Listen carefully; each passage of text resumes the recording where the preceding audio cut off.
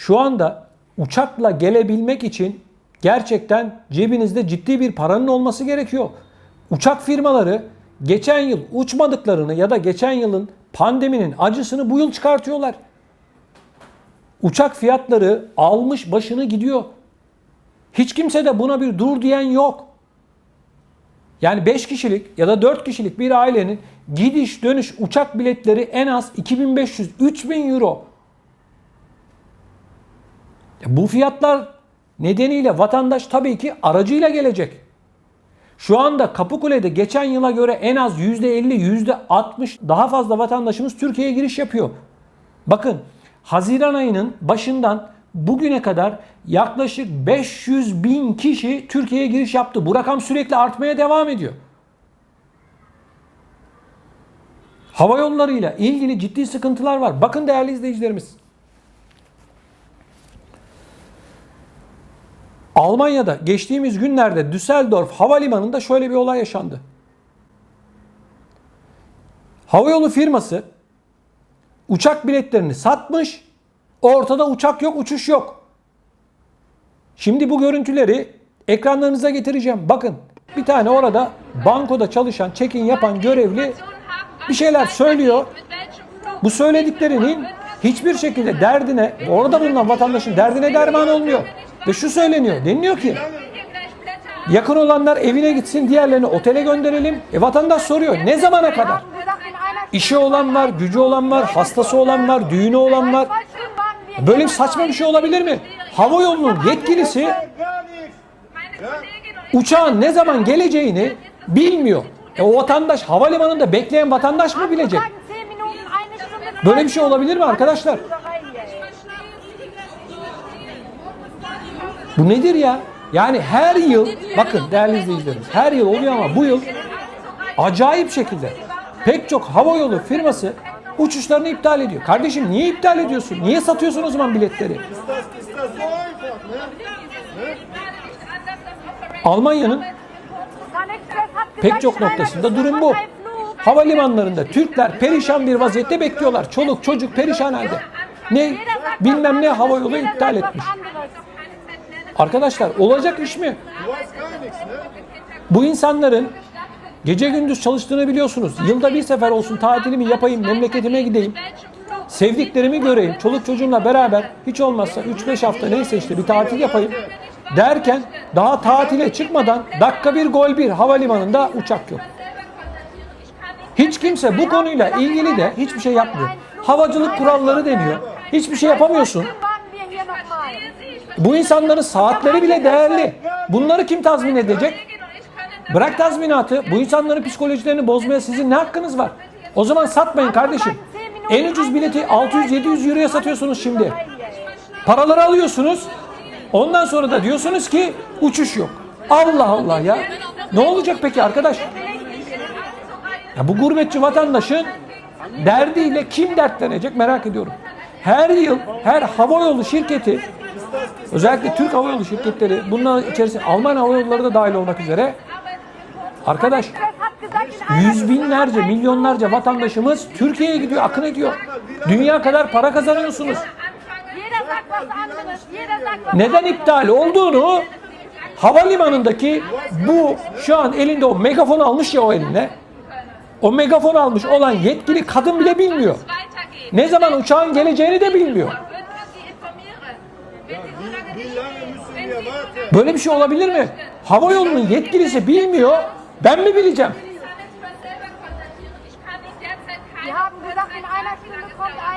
Televizyonda, internette reklamlarını görüyorum bunların. İşte şu kadar euroya uçak, bilmem ne, şu uçuş, bu uçuş, şunu veriyoruz, bunu veriyoruz. Vatandaş parayı veriyor. Cebindeki parayı veriyor, kredi kartına çektiriyor. Havalimanına gidiyor, uçak yok. Belirsiz. Yani dersin ki uçak arıza yaptı. 8 saat sonra, 5 saat sonra, 3 saat sonra uçak gelecek. Burada bulunan yolcularımızı alacak ve Türkiye'ye dönecek dersin. Kardeşim hiçbir açıklama yok. Neden olduğuna dair o yetkili de bilmiyor. Uçak arıza mı yaptı? Uçak işte ne bileyim bir başka bir şey mi oldu? Ne oldu? Havalimanında bu firmanın yetkilisi bilmiyor. Hiç kimse de demiyor ki kardeşim gel bakalım buraya. Sen bu uçuşu iptal ettin değil mi? Kaç tane yolcu var? 300. Kişi başı 1000 euro ceza ödeyeceksin. Al sana 300 bin euro. Bunu yapacaksın bir sefer. Ondan sonra cezayı basacaksın. Bak bakalım ondan sonra iptal ediyor mu? O eline megafon olan var ya, megafon olan. Onun eline bundan sonra başka ne verirler merak ediyorum. Bu ne rezillik ya. Bu ne terbiyesizlik. Yüzlerce vatandaşımız, binlerce vatandaşımız bu olayın olduğu gün mağdur oldu. Ne olacak peki? Diyorlar ki biz sizi otele gönderelim. Kardeşim bu adamların derdi otelde mi yatmak? Uçmak. Tarih belli değil, saat belli değil. Hiç kimse de çıkıp bu havalimanını da bu yetkililerden bir tanesi ya da mülki amirlerden bir tanesi demiyor ki kardeşim siz burayı karıştırıyorsunuz. Madem uçak yok, sen niye bu biletleri satıyorsun? Bu tüketiciyi kandırmak, dolandırmak deyip ceza işlemi başlatmıyor. Yapsalar bunu kişi başına 1000'er euro cezayı çakacak. Kaç tane bilet sattın? 200 tane. 200 bin euroyu çakacak bunlara. Ondan sonra diyecekler ki gel bakayım kardeşim buraya. Hadi iptal et bakayım göreyim. Bir 200 bin euro daha vuracaksın abicim kafasına. Olacak bitecek. Vatandaş orada bağırıyor, çağırıyor. Gördüm ben. Görüntülerde var. Polis geliyor. Bir de durduk yere uğraşıyorlar. Nedir kardeşim? Bu insanlar perişan vaziyette. Havalimanında bekliyorlar. Çoluk çocuk. Almanya'nın dört bir yanından bu havalimanına gelen insanlar var. Nasıl dönecek? Nasıl gidecek? Nasıl gelecek? Otelde kaç gün kalacak? Ne yiyecek? Ne içecek? Cebinde parası var mı? Türkiye'de onu bekleyenler var mı? İşi var mı? Gücü var mı? Soran yok. Uçak iptal. Rezalet, rezalet, rezalet. Ben böyle bir şey görmedim. Havacılık kurallarıymış. Ne kuralı kardeşim? Kural vatandaşı uçurmaktır. Kuralmış. Ne kuralı? Çıkıp söyleyeceksin uçak şu nedenden dolayı iptal oldu. Uçuş iptal oldu ama ben seni şu hava yoluyla göndereceğim ya da bilet ne kadar 1000 euro mu verdin? Al sana 2000 euro diyeceksin. Vereceksin parasını o zaman. Otele göndereyim. Başka sanki otele çok meraklıyız da gitmeye. Rezalet. Bu bir rezalet arkadaşlar. Bunu kabul etmek mümkün değil. Havacılık kurallarıymış. Hangi kural kardeşim? Havacıların kendileri bu kuralları yapmışlar. Uçuş firmaları yaptılar bu kuralları. Bilmiyor muyuz? Dikkat edin o kurallar hep havayolu firmalarının lehinedir. Yolcunun hiç lehine bir şey yoktur. Uçak iptal olur, bir şey yok. O olur, yolcuya bir şey yok. Sadece mağduriyet vardır. Yolcuya başka hiçbir şey yoktur. Saygıdeğer izleyicilerimiz, bildiğiniz üzere Avrupa'nın pek çok noktasından vatandaşlarımız akın akın Kapıkule'den Türkiye'ye giriş yapıyorlar ve bu yoğunluk Kapıkule'de yoğun bir şekilde devam ediyor ve artıyor. Kapıkule ile ilgili bildiğiniz üzere geçtiğimiz günlerde çok önemli yayınlar yaptık. Kapıkule'ye gittik. Kapıkule'deki son durumu sizlere aktardık. Gurbetçi vatandaşlarımızla, Sıla yolunda olan vatandaşlarımızla görüştük. Yolların durumunu onlardan bizzat yolu gelenler olarak öğrendik ve bununla ilgili olarak da görüşleri sizlerle paylaştık. Değerli izleyicilerimiz, Kapıkule Mülki İdare Amiri aynı zamanda Edirne Vali Yardımcısı olan Sayın Ali Uysal Beyefendinin Kapıkule ile ilgili bir son dakika açıklaması haber merkezimize geldi. Bunu sizlerle paylaşacağım. Özellikle Sıla yoluna çıkacak olan vatandaşlarımızın, Kapıkule'yi kullanacak olan vatandaşlarımızın burayı mutlak surette dikkatli bir şekilde dinlemelerini rica ediyorum. Sayın Vali Yardımcımız Ali Uysal şunları söyledi. Soydaşlarımızı en hızlı ve konforlu şekilde nasıl ana yurda geçiririz düşüncesiyle hareket ediyoruz. Sahada hangi işlemlerden geçeceklerini belirten bilgilendirme broşürünü sınır kapısı girişinde veriyoruz.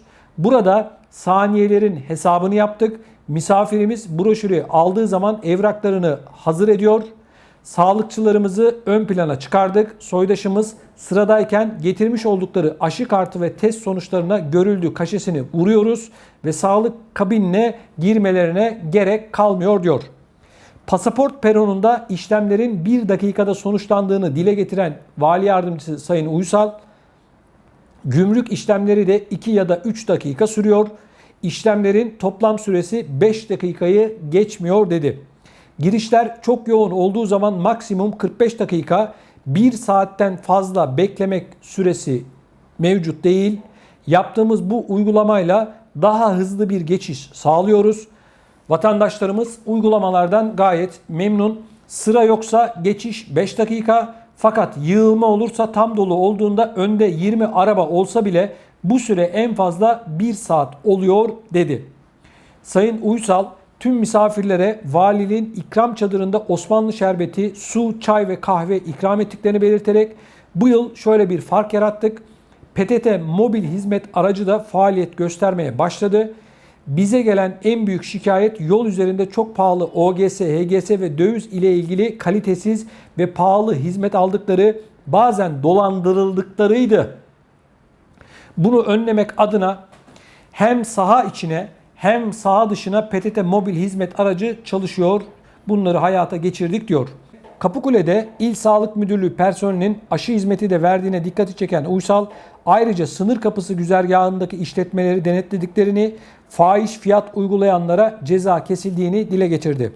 Gurbetçilerin yoğun şekilde gelmeye devam ettiğini belirten Uysal, geçen yıl koronavirüs salgını dolayısıyla girişler neredeyse yok gibiydi. Bu yılki geçişlerde 2018 ve 2019'u geçeceğimizi düşünüyoruz.